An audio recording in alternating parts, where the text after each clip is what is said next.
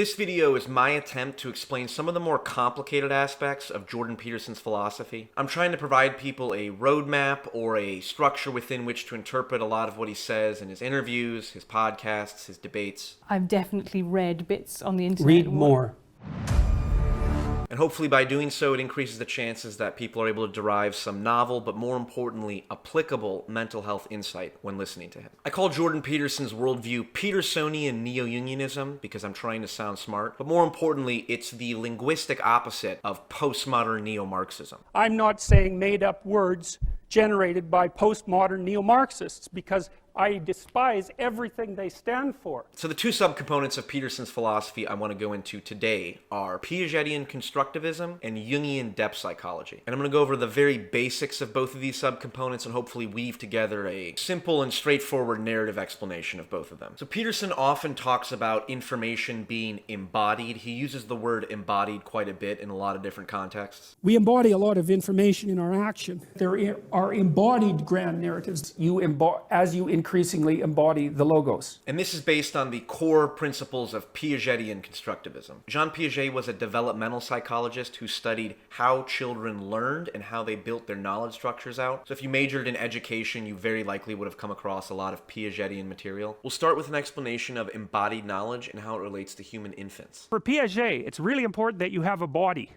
And that's one of the things that's very cool about his thinking. So you could think about him as an early exponent of embodied cognition. The other thing that Piaget claims is that your abstract knowledge is actually determined by the structure of your body, and that it unfolds from your body up into abstraction, and that's what happens as infants transform into adults. First of all, almost all their knowledge is embodied. Human infants are born with the capacity to perform certain motor functions without necessarily being able to represent them consciously. So they can cry when they're distressed, they can suckle from their mother, etc. The infant hasn't developed the ability to consciously represent these actions like you and I can. If I say, move your hand, you can think about what it means to move your hand. But there is information encoded in the baby's nervous system that is arranged ahead of any experience, ahead of any social conditioning. It knows how to act without knowing how to act. And this is a consequence of the existence of two different types of memory systems that Jordan Peterson will explain. So when you remember your past, that little movie that runs in your head, or maybe the facts that you can recite about your past, that's episodic memory. That's representational. But procedural memory is different. Procedural memory is how you walk. You don't know how you walk. That's how you ride a bike. It's how you play the piano. It's how you type. So it's automatic, right? It's built into your nervous system. It's built into the nerves that innervate your musculature.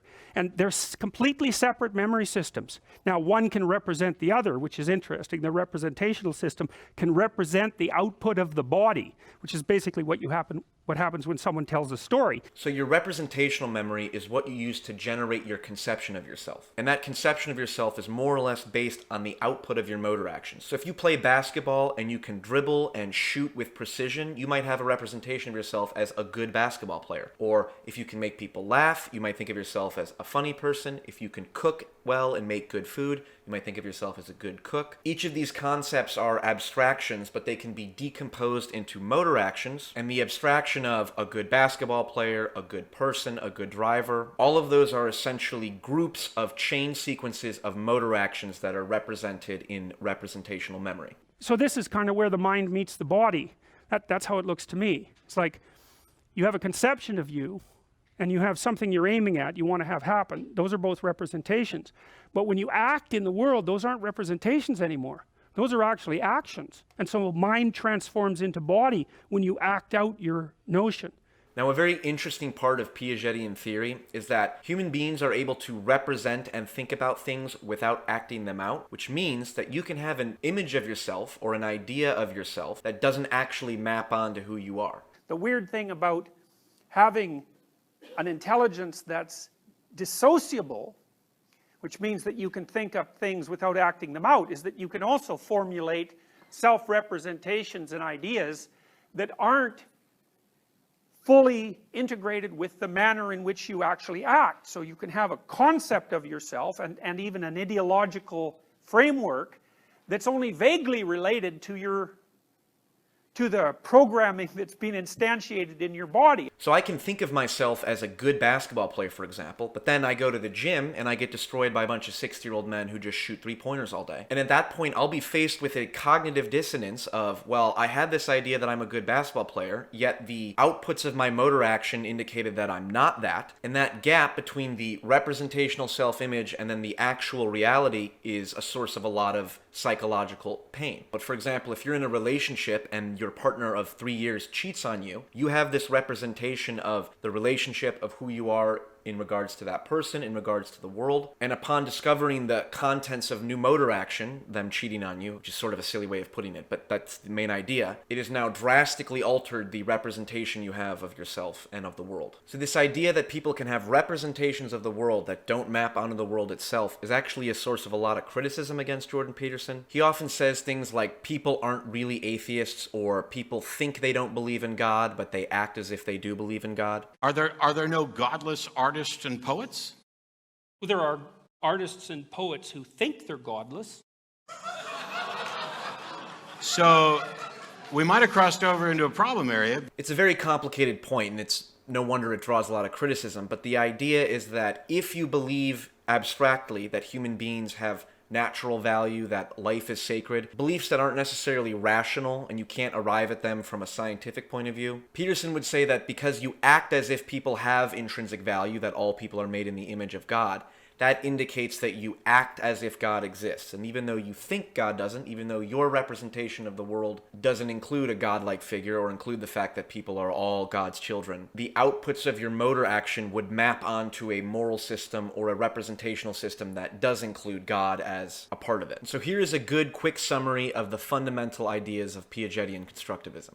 You start to learn how to move, and then those movements are chained in ever more complex sequences, and those sequences start to become representable abstractly, so that you can describe yourself, for example, as a good person. And hypothetically, as you decompose the idea of good person down towards specific actions, that whole hierarchy is internally consistent. Now, the second aspect of Petersonian neo-Jungianism that I want to talk about is Jungian depth psychology. There are many different aspects of Jungian theory that are very complex, and I'm only going to hit on the parts of it that are relevant to the Piagetian constructivist model that we just talked about. Because when it comes to the idea of how do you generate new knowledge or how do you expand yourself and who you are, the Jungian psychoanalytic model is very useful. So let's start by thinking about the idea of potential. Each of us has within us the potential to be more than who we are today. And you can think about that in terms of personal growth, spiritual growth, maturing, whatever. But there's also an important genetic element to that. So if you think about an acorn has within it the genetic potential to become an oak tree. The kind of oak tree that it becomes is dependent upon its environment, whether it gets enough sunlight and water, and whether, the oak tree has to kind of snake around other trees around it, and the shape that it will take is unique and context dependent. But the fact that an acorn can become an oak tree is inherent to the acorn itself. But in order for that genetic potential to be activated, it has to be put in the right physiological circumstances. And so one of the fundamental Jungian ideas is that in order to become the best version of you, the version of you that manifests all the potential that exists within you now, you have to expose yourself to things that you don't want to be exposed to things that you're uncomfortable. You have to do things you don't want to grow. And that doesn't sound like a particularly profound idea. I think everybody knows that pretty much internally. But the genetic explanation that Peterson provides here, I think, is very useful for contextualizing that. Because people will say to you, you should live up to your potential.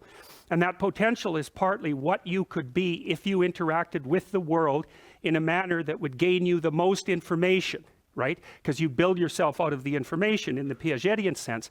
But it's deeper than that too, because we know that if you take yourself and you put yourself in a new environment, new genes turn on in your nervous system. They encode for new proteins. And so you're full of biological potential that won't be realized unless you move yourself around in the world into different challenging circumstances, and that'll turn on different circuits. So it's not merely that you're incorporating information from the outside world in the constructivist sense.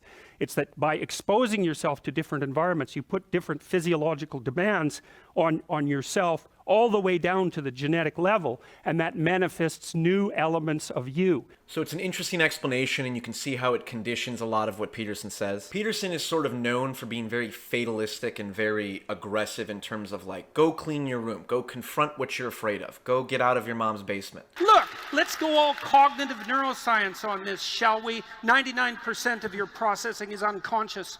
You're not capable of articulating yourselves. If you were, you'd be omniscient. Okay, don't give me any nonsense about that. And this is all part and parcel of the idea that, you can complain about where you are in life, you can be resentful towards the world, but if you are not actively facing your fears, actively doing things that you know you need to do but don't want to do, then you are literally denying yourself the physiological catalysts for growing as a person, for developing the neurological structures that you use to act in the world. So the harshness of his worldview corresponds to the necessity to contend with the harshness of the world. And it's helpful to understand sort of the science behind that, but the following articulation that Jordan Peterson provides, which is more in a narrative sense, I think it takes the empirical and the abstract and it sort of locks them in together so it's understood in a way that you might talk about in therapy. The Jungian idea is that what you most need will be found where you least want to look. So there's this story, King Arthur. There's this story of King Arthur. They're all in a round table, right? King Arthur and his knights, they're all equals. They're all superordinate, but they're all equals. And they go off to look for the Holy Grail. And the Holy Grail is the container of the redemptive substance, whatever that is. But they don't know where to look. So where do you look when you don't know where to look for something you need desperately but have lost? Well, each of the knights goes into the forest at the point that looks darkest to him. And that's Jungian psychoanalysis in a nutshell. It's like that which you fear and avoid, that which you hold in contempt, that which disgusts you and that you avoid. That's the gateway to what you need to know. And I personally resonate a lot with that last bit because, for example, when I started doing these videos, I was very nervous and I didn't know how putting myself out there and talking about controversial topics to people I know and people who disagree with me, there was an element of fear to that. But as I've done these videos, as I've learned, as I've engaged in the motor action required to become a person who communicates these ideas, that has helped manifest more of my potential into the person I am trying to become, let's say. So hopefully you find this video useful. Please let me know if you did. I very much plan on making more videos like this, explaining some of the fundamental elements of Petersonian neo-Jungianism. So go slay the dragon, go clean your room, and as always, good luck and Godspeed.